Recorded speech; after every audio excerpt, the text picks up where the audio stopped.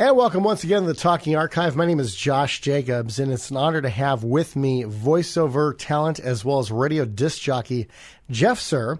He's currently heard on K101 on live365.com. His website is jeffserr.com. That's spelled JEFFSERR.com. Jeff, thanks for being with us today. Well, you're certainly welcome, Josh. It's great to talk to you after, a couple of decades or more? Yeah, exactly. Just a little bit of a heads up to the audience before we get started to find out about Jeff. I interned for Oldies 93 CBS FM, which he was your not program director, but the production director for back in 1992. And it was a fun experience there, getting to work with you and Chris Taylor, Machine Gun Kelly, Benny Martinez, rest in peace, and Hurricane Allen. So it's great to be talking with you all these years later. And, tell us about your life growing up. Like me, you're a California native. And what got you into radio? Well, yeah, you're right. I'm a California native, born in Santa Barbara, but raised in Northern California. And it was when I was in high school in the early 70s that I got into radio. There's a one radio station town, and that's the one I went for. I decided to work up the nerve to walk in and ask the owner, who I'd met before, because we're talking small town here, and ask him if you could train me, at least let me learn how to use the equipment and all that. And he pretty much said yes. I think he later told somebody on the staff, hiring him was like, I need a hole in my head. But, because, I was only 15 at the time. But he said, yeah, come on in the evening if you want to learn the board, learn the equipment, be my guest. And that's how it started for me. Was this KBLF in Red Bluff? Exactly. I believe there's two stations in town now, but there was only one at the time, a little AM 1,000 watt, daytime 250 at night radio station. And it pretty much signed off at 10 o'clock at night because they couldn't afford to stay open, stay on the air overnights. But it was quite an experience. And unfortunately, radio, as you know, isn't like that anymore. Most little stations like that are automated and operated by a staff of maybe very few people, less than 5.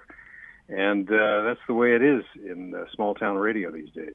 Oh, yeah. What was the format for KBLF 1490? Well, it was kind of strange. Country in the morning till about 10 o'clock in the morning. Middle of the road and soft, easy listening during the day. But after 6 o'clock, they played rock and roll. Wow. I don't know if a lot of radio stations were like that, but especially in small towns, but that's the way we were at KBLF in Red Bluff. And did you get to rock and roll? I was pretty much only doing the rock and roll at night. A few times I think I filled in the morning for country, but they pretty much hired me because of my teenage knowledge of rock and roll. So, was it like a free-form FM on AM type of format that you did, or was there a set playlist for that? Pretty much. There was no program log. Things changed after that, of course, but at the time I was there was no program log.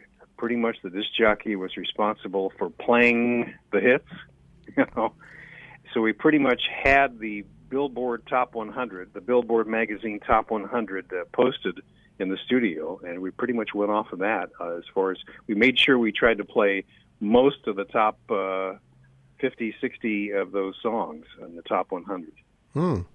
Wow, that sounds fun. Now, after that, you went to KPN in San Francisco, correct? KPEN. That's right, KPEN. It was a little suburban station in Los Altos, California, close to San Jose. And it was easy listening when I was there. But it was awful, but I was happy to be there because we're talking a San Jose market radio station. Oh, yeah. And that one, I assume, did have a playlist that you followed. It did. In fact, it was mostly automated, but it followed a playlist with the automation system. And pretty much you would push a button when you wanted to stop down, and it would be the last song to play. And then you would do your news, you would do your live commercial. It was pretty much an easy listening station. And also, I'm kind of wanting to go back to KBLF for just a second there. Besides doing on-air work, was there any other work you did? I've heard about radio stations where another DJ I interviewed got to feed the cows or sweep the floor.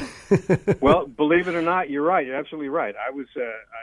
He hired me. This is the general manager and owner of the station. He hired me to fill in on the weekends. Those were my first paying jobs, and I think I was making about $1.65 an hour, and later on $2 an hour. But I did the weekend shift. But during the week, I eventually got credit for high school credit for being an intern there. So I learned how to fill out logs. I learned how to go out on sales calls. I went to the transmitter and learned how to do emergency things at the transmitter. And so, yeah, I learned quite a bit. You learn a lot at a small radio station because you end up doing a lot of things to keep that radio station on the air. Oh, definitely. And you got your radio telephone operator permit there as well, as my guess is. Yeah, I got my third class license. If people don't know what that is, that's the FCC license in order to sign technical logs. So I had a third class license then, and I later went on to get my first class license after that. Wow. That's great. And then after KPEN in San Francisco, I keep mispronouncing those callers. I don't know why, but you went to San Jose KSJO Stereo 92. That's right. Tell us about how you got that job. Well, see, I'm trying to think about it. I have to stop and think about it. I think I met the production director at KSJO somewhere along the line, and he kind of got me an interview to come in and interview for a weekend job on KSJO, which I did. Now, that was a great little station. KSJO is mostly known for being a album-oriented rock station, but I was there during the short time, maybe 3-year period, that they played Top 40 radio. And and it went up against KLIV, which was the local competition in San Jose. So that's when I was there.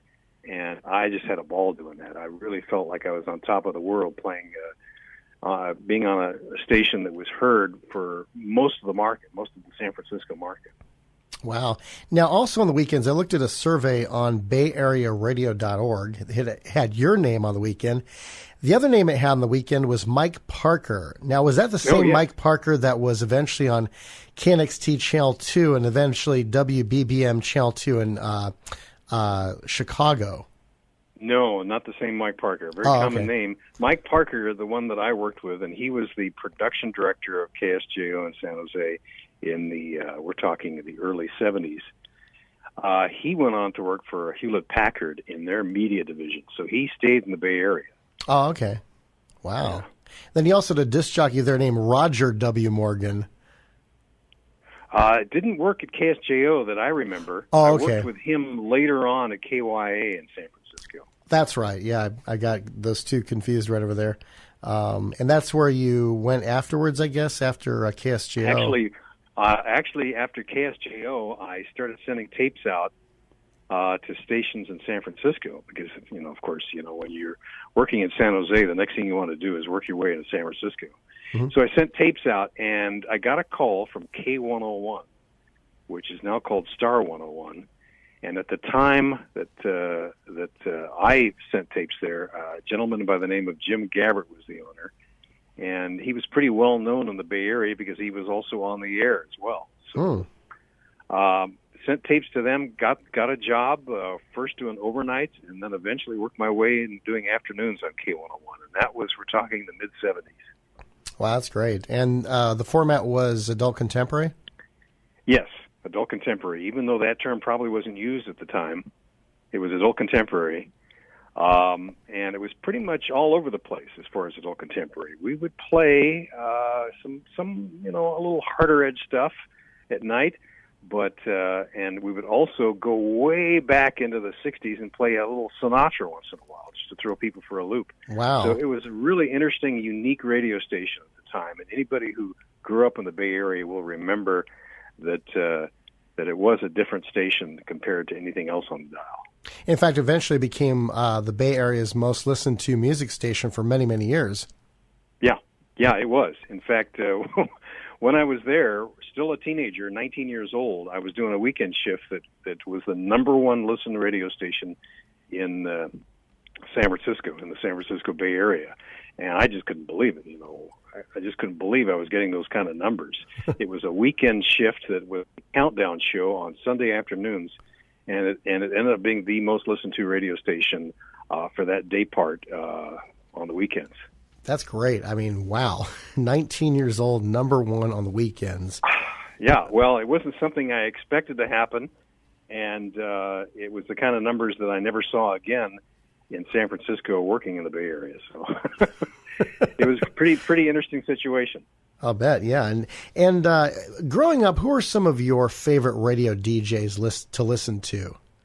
Well, growing up in Northern California, a lot of the San Francisco stations made it into the little towns I was living in at the time. So the disc jockeys that I remember were on KFRC, mm-hmm. Bobby Ocean. Oh yeah. Dr. Don Rose, Marvelous Mark. I'm trying to think of the people that I listened to on KFRC.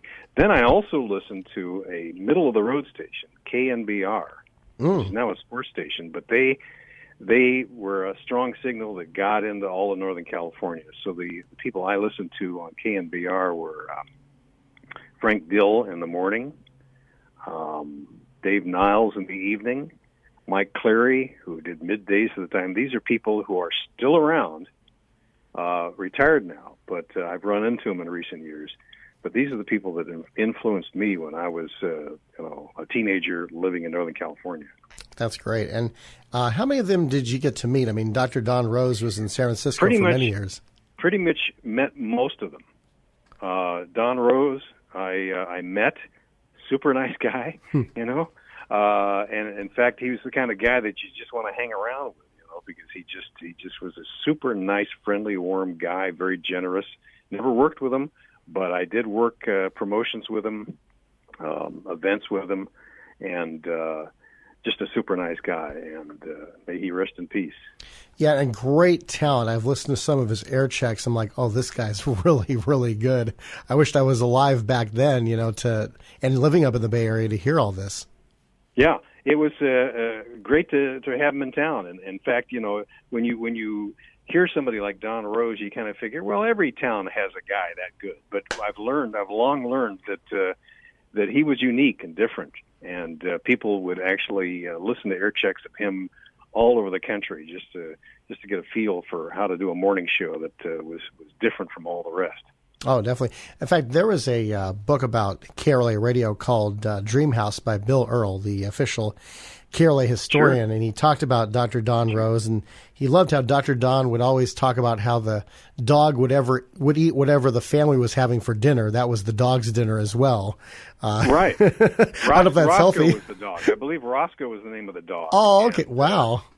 And Roscoe, of course, may have existed at one point, but of course, when he was on the air in San Francisco, it was just a little sound effect of a dog barking. But Roscoe was a huge part of his show and part of the jokes.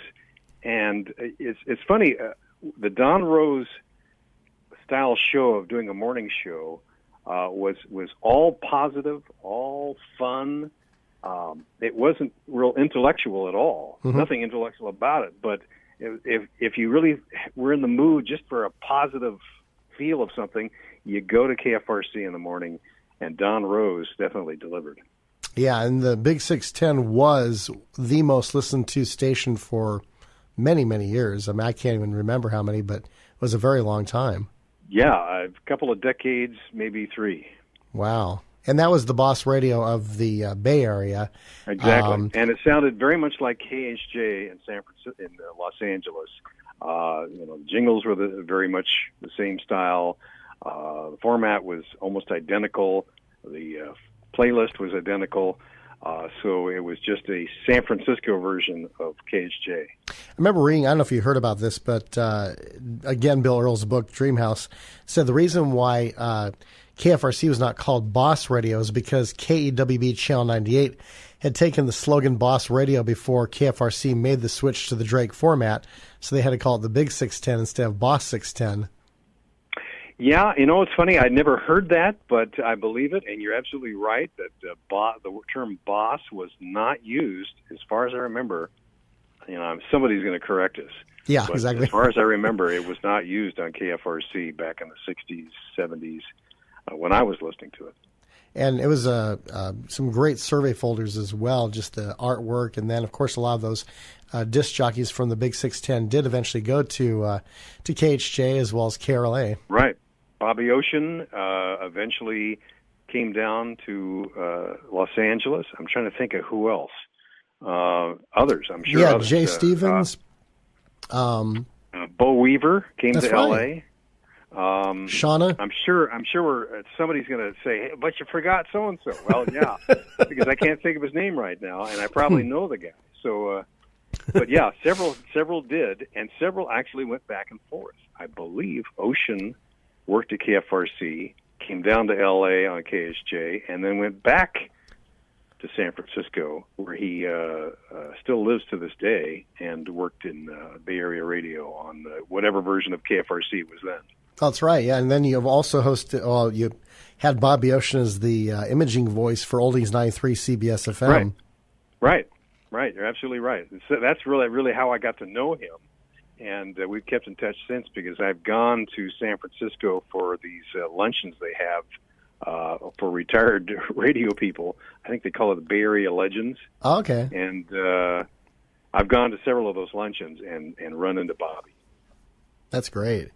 Now, after K101, you were at KYA, which back in the day was called the Boss of the Bay in San Francisco.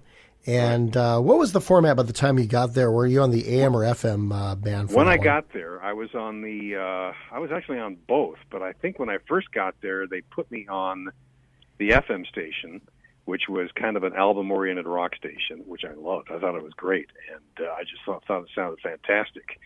But I also remember eventually going on and doing a full-time shift on the AM station as well. During the 5-year period I was there. So I think I started on the FM and eventually worked my way over to the AM, because the FM had gone off to some automation format that I can't even remember what it was. It might have been some kind of maybe a San Francisco version of KNX FM, the quality rock or the mellow rock format. Yeah, because KNX FM itself was automated. Right. At least exactly. The original one with Robert David Hall and I guess Michael Sheehy was the other one who programmed that as well, that you told me about the other day. And so when you were at KYA, the FM, the rock station, was it still freeform at that point, or was there more of a playlist, or was it kind of like a little bit of definitely both? By the time I got to San Francisco, even working in San Jose, there were playlists. I think that somewhere along that line, all the big companies and small companies started using playlists just to avoid any kind of issues with, the whole payola, drugola thing that we could talk about. But I think I think the transition was when I got to San Francisco, got to San Jose, there was definitely playlists at every station I worked for. I never heard that term before, drugola, but it's believable. It's funny because payola was what the problem was, and I forget when it was. It was the 60s or late 50s when payola became a thing, where for people who don't know what that is, that was that problem that developed when record companies and those people who were associated with the record companies were paying some disc jockeys in larger markets to play their songs more often. Well, they would pay to play, and that became a legal issue that eventually was banned by the FCC, I think, or I'm not sure who actually regulates that, but they put a stop to that, where they wouldn't allow disc jockeys to receive money to play songs, and that's where music playlists actually came into play somewhere in the 60s, late 60s, early 70s, I believe, and I could be dead wrong because there are people out there who know more than I do about this. But when the payola stopped, the next thing that came along was the drugola, where some of these disc jockeys were receiving drugs for radio play of certain records. And that became a band eventually too. So yeah, because I remember reading Jim Ladd's book Radio Waves: Life and Revolution of the FM Band. He talked about how the Mighty Met KMET, which he called Radio Chaos in the book, was pretty much freeform until the early 80s when K-Rock started being it in the 18 to 25 demo, even though 25 to 54 was still number one. The program, or the manager actually said, let's get a consultant, and basically they wrested control from the program director, Sam Bellamy, at that point. And so that was kind of the beginning of the end of KMET, because they got one program director after another that came up with a worse idea than the previous one. And finally they just, got rid of it in 1987. It became the Wave, which it's been ever since. Of course, the Wave's been several formats under that name, from new age to smooth jazz to now smooth R&B. So obviously things do change and evolve even in that format. Plus, K-Rock was coming on strong anyway with the youth. The hippie music was just, now the more adult-oriented stuff. So kind of the anti-establishment became the establishment, as the old saying goes. This is the Talking Archive. My name is Josh Jacobs. We're talking with radio personality and voiceover talent Jeff Serr, whom you can find at jeffserr.com, JEFFSERR.com. And next time we're going to discuss his journey from San Francisco to Los Angeles radio.